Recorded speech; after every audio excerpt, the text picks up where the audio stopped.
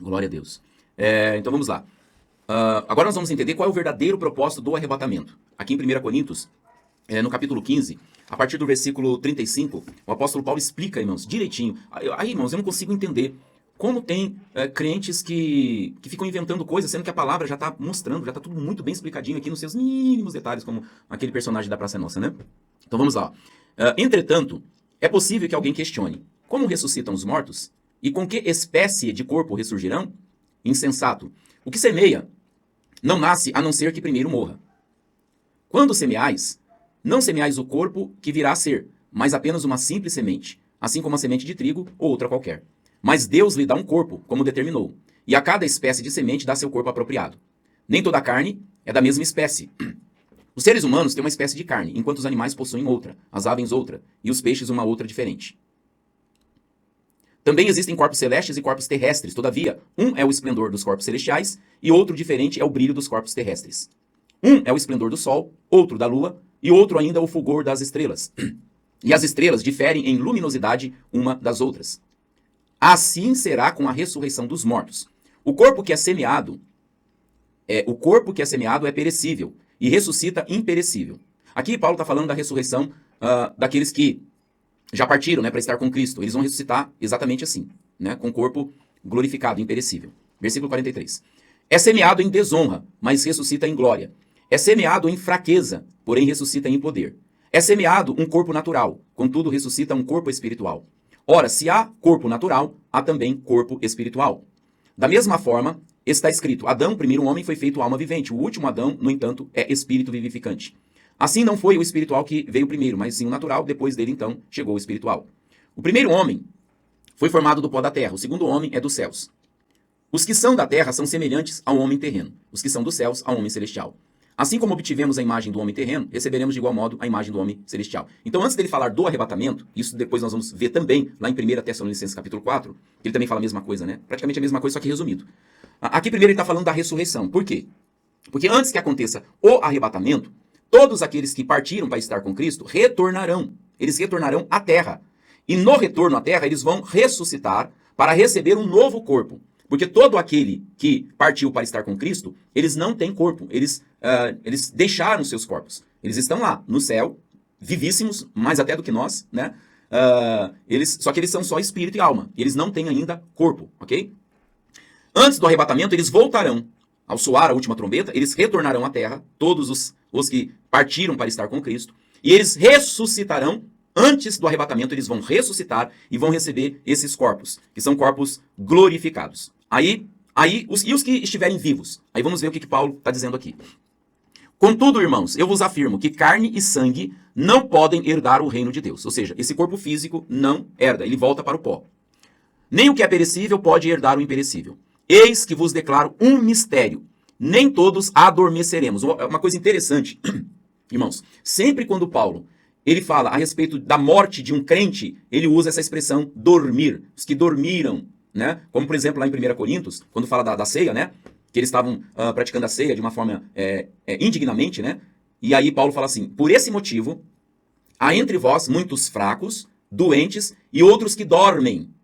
Então, Paulo não está dizendo que esses que partiram, né, foram para o inferno. Porque, nesse caso, quando ele usa a palavra dormir, não significa literalmente que eles estão dormindo lá no céu. Não existe lógica, né? Nenhuma dormir lá no céu. Significa que eles entraram um descanso eterno. Porque lá no céu, eles não vão passar o que a gente passa aqui, eles não vão sofrer o que a gente sofre aqui, eles não vão ter as aflições que a gente tem aqui. Então, partir para estar com Cristo é como dormir.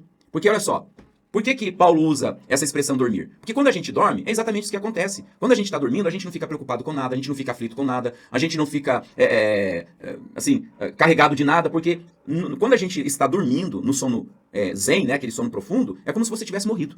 Entendeu? Assim, pro mundo. Então você está em paz, você não está preocupado com nada, ansioso por nada, você não está aflito por nada.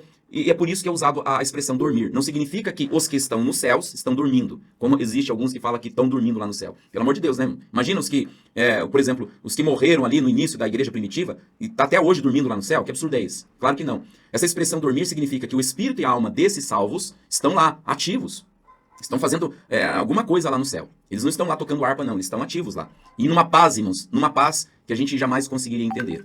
E o corpo voltou para o pó da terra, ok? Então, Paulo está dizendo, nem todos dormiremos, mas certamente todos seremos transformados. E olha só, que eu quero que vocês prestem bastante atenção.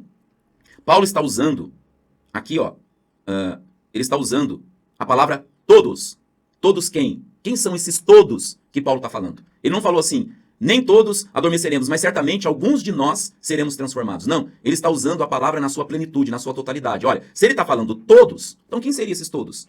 São todos aqueles que estão em Cristo Jesus. São todos aqueles que receberam a salvação pela graça, mediante a fé, como um dom que Deus deu, e que Deus não tira, porque dons e vocação de Deus são irrevogáveis. E se a salvação é um dom, e nós sermos de Cristo é um chamado, nós somos chamados para ser dele, então se tornou irrevogável. Não tem como desfazer, não tem como desnascer de novo, não tem como voltar ao que nós éramos.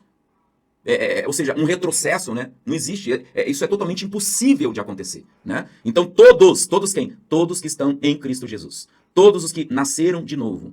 Todos seremos transformados. E essa transformação vem exatamente no momento em que a gente é raptado, né? O rapto. A partir do momento que a gente é raptado, nós somos transformados no piscar de olhos, assim, ó, pá, nós somos transformados, ok?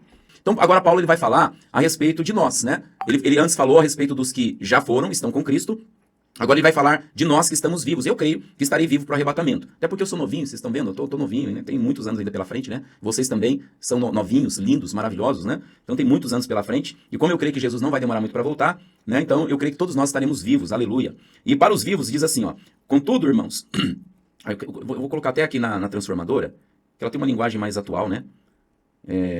Versículo 50. Estou dizendo isso, irmãos, que nosso corpo físico não pode herdar o reino de Deus. Este corpo mortal não pode herdar aquilo que durará para sempre. Mas eu lhes revelarei um segredo maravilhoso. Nem todos dormiremos, ou seja, nem todos vamos morrer, né? Mas todos seremos transformados. Acontecerá num instante, num piscar de olhos. Aí tem aqueles pregadores, né, que fala que não vai ter esse negócio de arrebatamento secreto, que tudo vai acontecer na segunda vinda de Jesus, quando ele vier à terra. Mas olha aqui Paulo dizendo que vai acontecer num piscar de olhos. Se vai acontecer num piscar de olhos, é porque o arrebatamento, sim, ele será secreto, ele não será visível. Ninguém vai ficar vendo a gente subir, porque, ó, pisquei o olho, pronto, já estou lá com Cristo lá na glória lá, entendeu? Então, vai ser num piscar de olhos, vai ser muito rápido, ao som da última trombeta. Pois quando a última trombeta soar, aqueles que morreram, aí ele usou a palavra morreram para dar o sentido mesmo de que aqueles que já haviam partido, ressuscitarão a fim de viver para sempre. E nós que estivermos vivos também seremos transformados. Então aqui Paulo está falando que duas coisas vão acontecer antes do arrebatamento. Primeiro, a ressurreição dos que morreram voltarão para receber os novos corpos. Depois que eles ressuscitarem, aí nós, os que estivermos vivos, seremos arrebatados juntamente com eles. Então, olha que maravilha, né? Então, os da sua família que faleceu, antes da gente ser arrebatado, eles vão se juntar a nós. E nós vamos ser arrebatados juntos. Olha que coisa linda, né? Pois nosso corpo mortal precisa ser transformado em corpo imortal.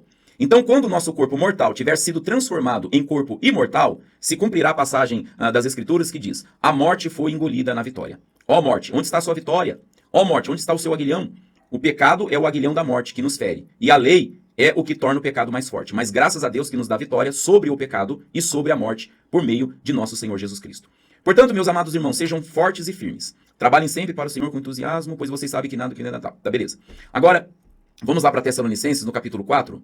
E vamos ver que Paulo aqui está praticamente repetindo o que ele disse aqui em 1 Coríntios 15, mas resumindo, né? Ele diz assim: agora, irmãos, não queremos que ignorem o que acontecerá aos que já morreram.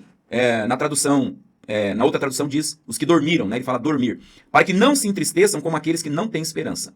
Pois cremos que Jesus morreu e foi ressuscitado. Também cremos que Deus trará de volta à vida com Jesus todos os que dormem, né? Aqui está escrito morreram, mas na atualizada, na corrigida, diz os que dormem. Dizemos a vocês pela palavra do Senhor: nós, os que ainda estivermos vivos, quando o Senhor voltar, não iremos ao encontro dele antes daqueles que já morreram. Pois o Senhor mesmo descerá do céu com um brado de comando, com a voz do arcanjo e com o toque da trombeta de Deus. Toque da trombeta de Deus. Aí primeiro, olha só, gente, primeiro, os mortos em Cristo ressuscitarão. Então o que vai acontecer primeiro? Os mortos vão ressuscitar. Então, esse será o maior sinal de que o arrebatamento já está para acontecer. Se de repente você encontrar aí o seu pai, sua mãe que já morreu, o seu esposo, né, Ana? De repente a Ana olha para o lado e vê, né, o esposo dela. Ana, se isso acontecer, você já pode arrumar as malas, porque já está na hora, né? De Jesus. Jesus já está vindo, né? Está escrito aqui na palavra, né? Eu não estou inventando nada. Ó. Primeiro, os mortos em Cristo ressuscitarão. E se nós, os que estivermos vivos, somos salvos, eu creio que nós vamos ver eles, né? Eles vão ficar visíveis pra gente. Depois, ó, por quê? Porque está escrito aqui, ó, depois com eles, junto com eles, os que ainda estivermos vivos, seremos arrebatados nas nuvens ao encontro do Senhor nos ares. Então estaremos com o Senhor para sempre. Portanto, animem uns aos outros com essas palavras. Então, se você vê alguém que morreu da sua família, do teu lado, fica com medo não sai correndo, tá? É porque o arrebatamento já está para acontecer. Aleluia. Tremendo isso, né?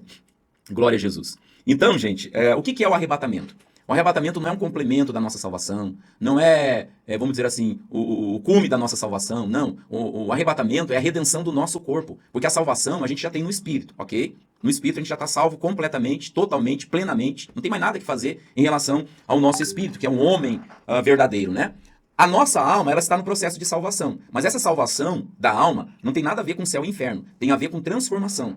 Né, como está escrito, nós somos transformados de glória em glória. Né? À medida que a gente vai tendo comunhão com Deus e com a palavra, a nossa mente vai se conformando com a mente de Cristo. E a gente vai amadurecendo. Então, essa é a salvação da alma, ok? Que é um processo, leva a vida toda. Então, durante toda a nossa vida aqui na Terra, nós estaremos sobre esse processo de salvação da nossa alma. Agora, essa salvação da alma se refere à salvação do quê? Como eu disse, não tem nada a ver com o céu nem com o inferno. Se refere a salvar a nossa alma das cargas do passado. Porque antes da gente entregar nossa vida para Cristo, aconteceu muitas vezes a gente ter passado por situações que feriram as nossas almas, né? Ou seja, a própria carga religiosa, principalmente quando alguém se envolveu muito com o ocultismo, enfim. Então ela recebe a Jesus, nasce de novo, mas ela ainda tem uma carga sobre ela, na sua alma, que precisa agora de uma mudança, uma transformação. E à medida que a gente vai crescendo no Senhor, ouvindo a palavra, então a própria palavra ela vai fazendo essa renovação, né? Ela vai renovando a nossa mente. E isso que é a salvação da alma. É uma renovação, é uma transformação, ok?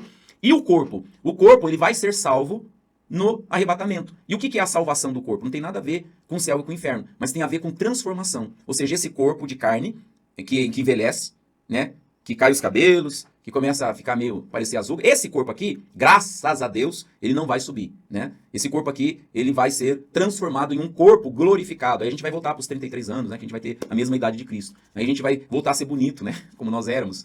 A gente vai ficar bonitão, né? Os meus cabelos vão voltar, vai ficar tudo perfeito, né? Glória a Deus. E aí, essa transformação, ela vai ocorrer no ato de subir, né? Porque vai ser no piscar de olhos, então é uma coisa muito rápida. Então, pum, nós somos transformados. E vamos estar subindo juntamente com todos os nossos amados que já partiram para estar com Cristo. Eles estarão juntamente com a gente. Então, salvação, no sentido de céu e de não ir para o inferno, já aconteceu no nosso espírito. Estamos salvos. Nenhuma condenação há para os que estão em Cristo Jesus. Nenhuma. Se a palavra diz nenhuma, gente, é nenhuma. Então não existe nenhuma maneira, não existe nenhuma possibilidade de haver condenação. Porque, como eu disse, Deus ele é justo. E ele não pode julgar duas vezes o mesmo réu. O réu que já foi julgado e já foi dado a sentença, se foi absolvido, amém. Se foi condenado, né? Foi condenado. A sentença já foi dada. Em relação a nós, já foi dada a sentença. Todos nós já fomos julgados e já recebemos a sentença em Cristo. Cristo tomou a nossa sentença. E agora, Deus olha para nós e nos vê como aqueles que já foram julgados e condenados em Cristo. E a justiça de Cristo foi dada a nós. Então hoje nós somos inocentes, justos, ok? Não somos mais pecadores, mesmo que a gente peque. Deus não nos vê como pecadores, mas como aqueles que ele declara justos por causa do sangue de Cristo. E ele nos vê assim, sabe, como filhos que precisam de disciplina. É assim que Deus nos vê. Como filhos que precisam crescer, amadurecer, ser disciplinados, ok? E é assim que Deus nos trata. É dessa forma. Não mais como juiz, mas como um pai amoroso, que pelo sangue de Cristo nos declarou já justos. Ele nos declarou justos e aperfeiçoados em Cristo Jesus. Amém? Então, o que a gente espera agora, ansiosamente, com grande expectativa, como diz a palavra? A redenção do nosso corpo, gente. Então, nós não estamos esperando uma salvação. Nós já temos a salvação. A Bíblia diz que ele nos deu a vida eterna. Ele já nos deu. Ele não vai dar. Nós já temos. Nós já temos a vida eterna. Olha só, gente. É tão verdade isso que a palavra de Deus diz que nós, quando Cristo morreu, nós morremos também com ele. Quando ele foi sepultado, nós também com ele. E quando ele ressuscitou, nós também ressuscitamos com ele. E quando ele assentou-se à direita do Pai, nós também com ele. Então, nós já temos a vida eterna. Nós não vamos para o céu, como se o céu fosse nosso destino, nesse sentido. Não, nós já somos do céu, porque nós estamos lá, já estamos lá, com Cristo. O céu é a nossa origem. Então nós já estamos com Cristo. Nós não vamos estar, já estamos. Aqui na Terra, nós fomos deixados aqui, depois que a gente nasceu de novo, para cumprir a missão. Há uma missão para nós, que é pregar o Evangelho e fazer discípulos. Essa é a nossa missão. E nós devemos cumprir essa missão, ok? Mas nós já estamos. O céu já é nosso. Nós já estamos lá com Cristo. Então o que a gente espera agora?